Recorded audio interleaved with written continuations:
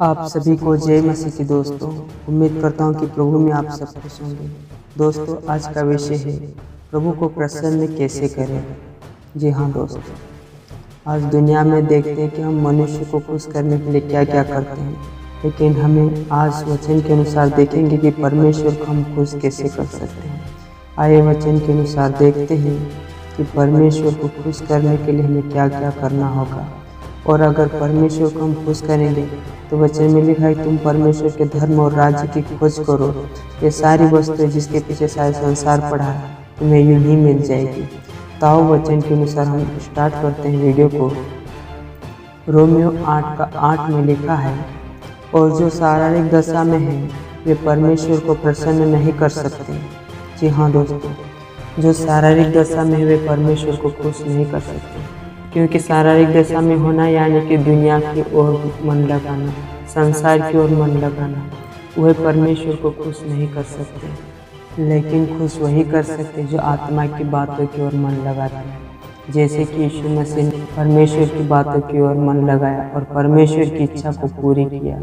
उसके सामने शैतान आया और कहा, अगर तू गिर कर मेरे सामने दंडवत करे तो मैं सब कुछ दे दूंगा। लेकिन यीशु मसीह ने नहीं गिरा, क्योंकि वो शरीर की बातों की ओर मन नहीं लगा रहा था। यीशु मसीह आत्मा की बातों की ओर मन लगाया। यीशु मसीह तो खुद परमेश्वर था, लेकिन हमें वो सिखा रहा था कि संसार में शैतान हमें लालच देता है और उसकी ओर करता है, आकर्षित करता है उसकी ओर। लेकिन हमें परमेश्वर के वचन के अनुसार सीखना होगा और समझना होगा परमेश्वर हमसे क्या चाहता है।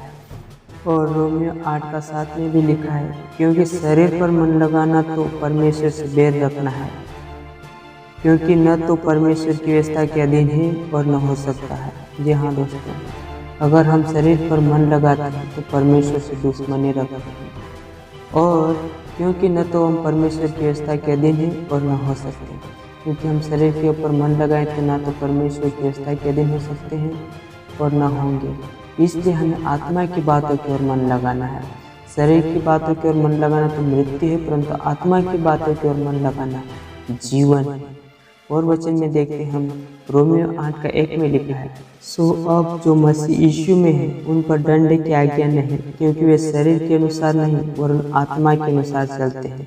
जी हाँ दोस्तों, दंड की आज्ञा किसके ऊपर नहीं?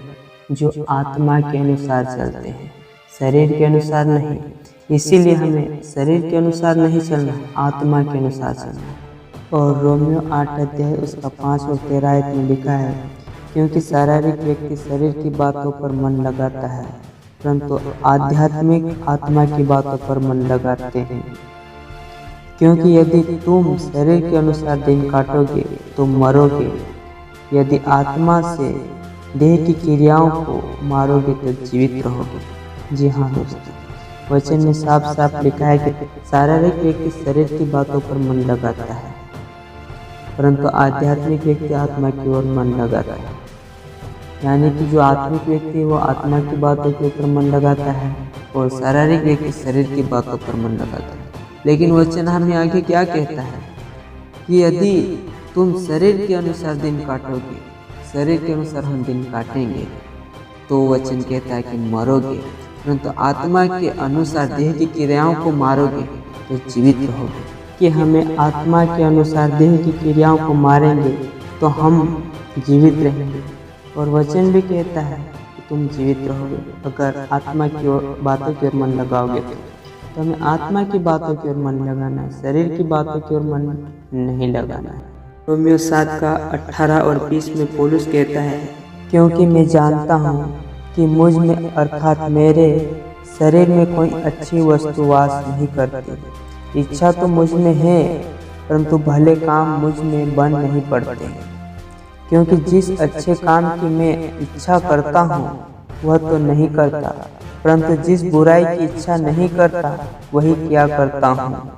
परंतु यदि मैं वही करता हूँ जिसकी इच्छा नहीं करता, तो उसका करने वाला मैं न रहा, परंतु पाप जो मुझ में बसा हुआ है।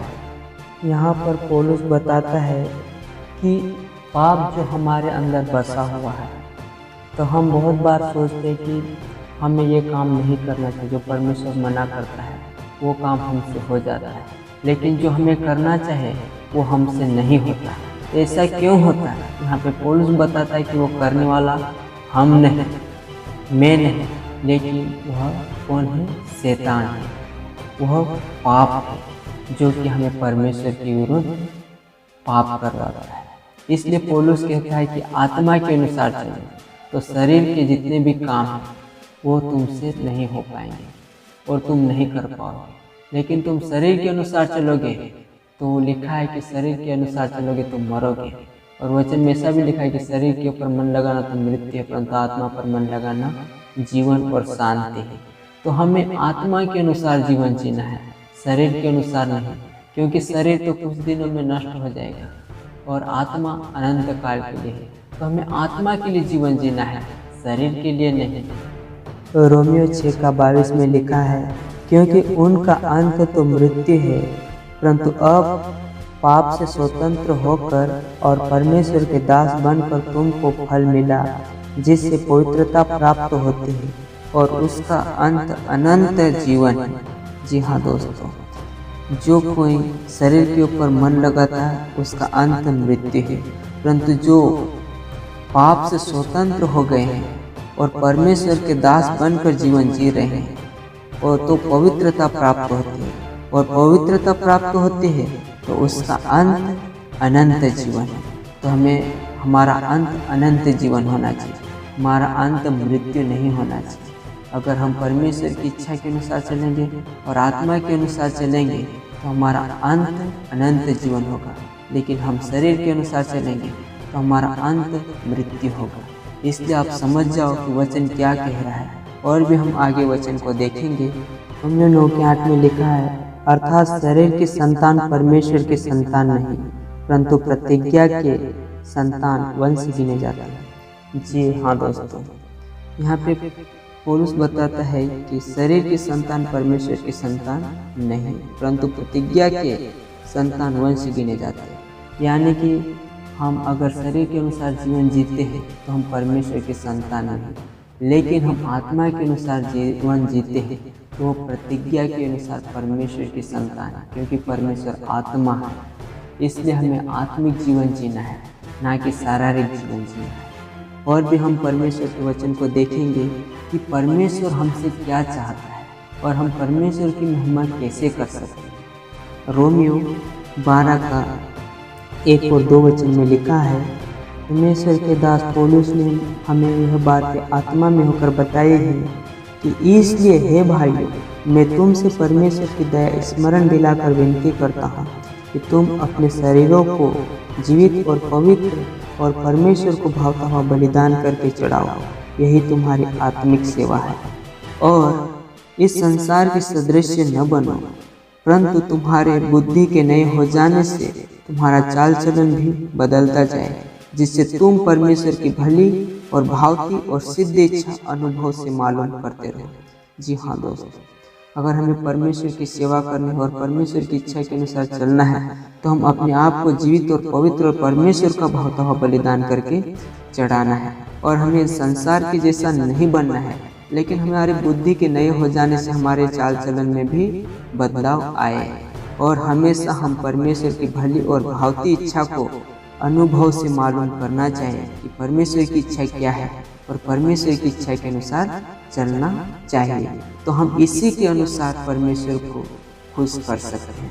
परमेश्वर आप सभी को इस वचन को सुने जाने और पढ़े जाने की आशीष दे, और इस वचन को अपने मित्र तक भी शेयर करें ताकि वो भी जान सके कि परमेश्वर को कैसे खुश करें।